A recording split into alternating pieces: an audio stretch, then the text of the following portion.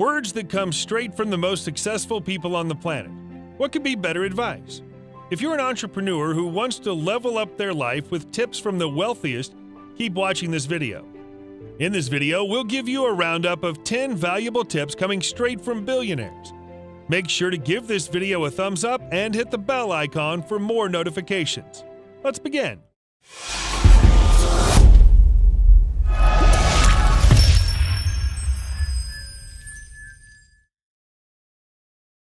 Number 10. Let them talk. Elon Musk. Elon Musk is notorious for disrupting entire industries and turning a deaf ear to all the naysayers. When starting out with his first company, Zip2, he aimed to target newspapers and press to help them better understand how the internet would affect them. He wrestled through stiff resistance when he tried to move the company forward. His nationwide approach was shut down. Later, when he tried to merge with another company, CitySearch, the merger had to be canceled because the investors felt that it would harm the company. The self-made billionaire advises budding entrepreneurs to remain steadfast to their opinion and ignore the doubters. There's a reason why Tesla and SpaceX continue to do better and better each year, and Elon sits at a net worth of $69 billion. So many people try to talk me out of starting a right company. It was crazy. One good friend of mine collected a whole series of videos of rockets blowing up and made me watch those. He just didn't want me to lose all my money.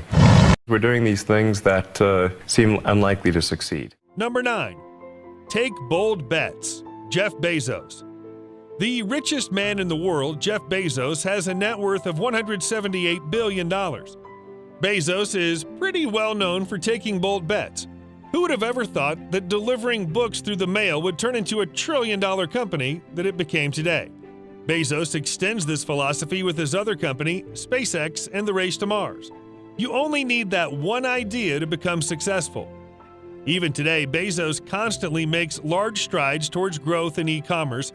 Adding drone delivery is a testament that even 24 years after its inception, Amazon is still being bold. As the leader of Amazon, is to encourage people to be bold. And people love to focus on things that aren't yet working. And that's good, it's human nature. Number 8.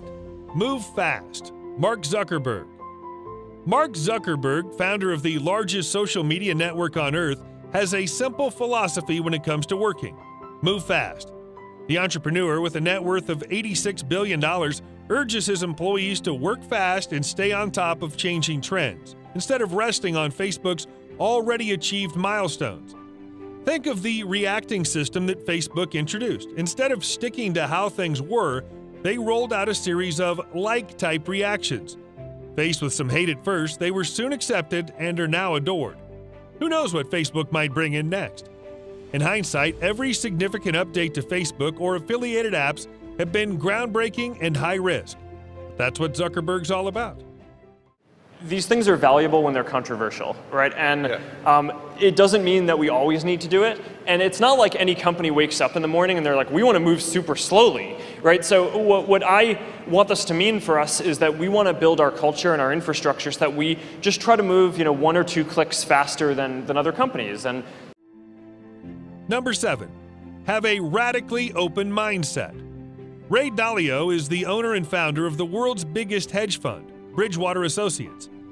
He has a net worth of $18 billion. Dalio is a strong advocate of a fluid mindset that forces you to question everything you know and believe. According to him, truly inspirational ideas often go against the consensus, but going against the consensus is a really risky move, which is why a person who can be their own biggest critic and not get attached to their beliefs is more likely to be successful. This theory transcends into questioning what you see as well. Sometimes we see a problem and jump to the solution. However, we should really question what we see and identify the root cause. To do so, we need a thought process free of all external barriers. First, everybody has to put their honest thoughts on the table so everybody understands. Second, you have to know the art of thoughtful disagreement, how to go back and forth and listen to each other and improve. And third, you have to have ways of getting past those disagreements. Number 6. Invest in yourself. Warren Buffett. Warren Buffett is currently worth over $80 billion and is the owner of several household name companies like Duracell and Fruit of the Loom. His advice to young college graduates is to invest in themselves.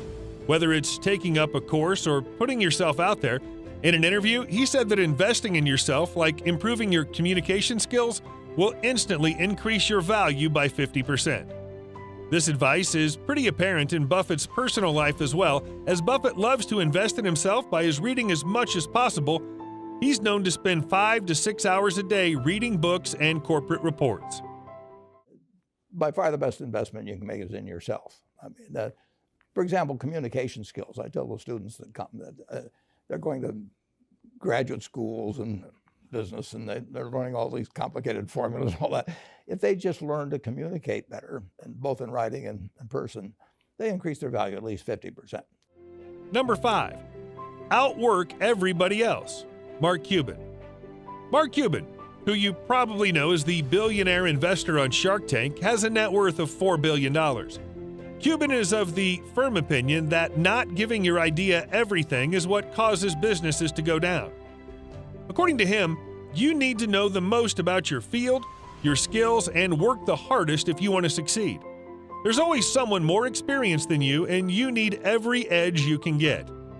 Cuban has been a strong advocate of an unwavering work ethic. Before his big break, he was relentless in learning new things. If there was anything to know about the tech or networking industry, he knew it. He would attend conferences, read manuals, do everything possible to succeed. What would you say is the number one reason why people fail? Lack of brains, lack of effort. Lack of brains, lack of effort. Yeah, they don't do the work. They don't learn, when you walk in the room, when you start a business and you start to talk about somebody, you're never in a vacuum with no competition, unless you're just extremely lucky. And if there's going to be competition. Number 4, become dream-oriented. Oprah Winfrey. Perhaps the most famous person on our list, Oprah Winfrey, has a net worth of $2.6 billion. She started life in a poor household in Mississippi and made it as far as she did with this philosophy. Her advice to young college students is to follow their dreams. Your dream must be your top priority. Work towards your vision with all your energy. Oprah herself had a very challenging life, but her dream in life was public speaking, as a child and as an adult. She was exceptionally good at addressing audiences, and making that her career is what gave her the success that she has today. Life has dreamed a dream for you. And your goal, your number one job is to figure out what that dream is. And align yourself with the dream. Because the dream cannot come to you unless you're willing to meet it. Number 3, ask for advice. Bill Gates. As a young college dropout, Bill Gates had a vision to improve the ecosystem surrounding personal software and operating systems. His startup, Microsoft, has earned him almost $115 billion over the years. Despite being one of the most famous and richest men on earth, Bill Gates adopts a policy of always learning and asking. Over the course of his life, he's seen massive success as his startup reached new heights. Despite all this, he still looks to his friend and mentor, Warren Buffett, for advice.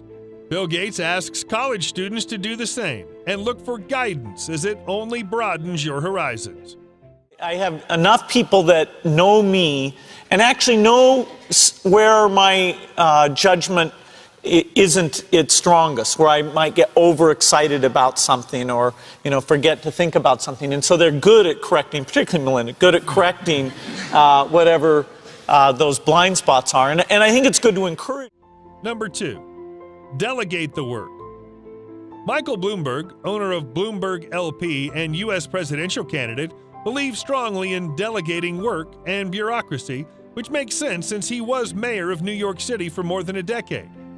Bloomberg built his business from scratch with an idea to provide a terminal that would allow investors to access financial tools and analyze the market. This idea has made him worth almost $60 billion today.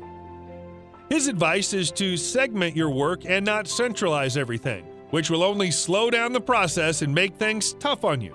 Instead, you should give people their independence to work. Big delegator in terms of a management style. If you're going to run a 24/7 organization, you have to do that. Anybody that tries to centralize everything through themselves or through their staff really is making a terrible mistake. But that's why lots of businesses don't work, and that's why lots of governments don't work, because they do exactly that. Number 1, embrace failure. Sarah Blakely. Sarah Blakely is the founder of the American undergarment brand Spanx, with a net worth of $1 billion. She started off her career selling fax machines door to door, and eventually grew into one of the most influential people on earth. She was able to do so by learning from her failures. She built on top of failing her LSAT exam and quickly changed course. The idea for any entrepreneur, Blakely believes, is to not sit around whining about your losses. Instead, cut down on them and make your way forward. I had always wanted to be a lawyer, and I basically failed the LSAT. I'm a terrible test taker, and that was a devastating moment for me, but what I quickly realized was that failure is nothing more than life's way of nudging you and letting you know you're a little bit off course, and Spanx would not exist if I had not. That's a wrap for How to Think Like a Billionaire. Which one of these tips do you think is the most valuable? Let us know in the comments below. Make sure to give this video a thumbs up and subscribe to our channel for more videos like this. We'll see you in the next one.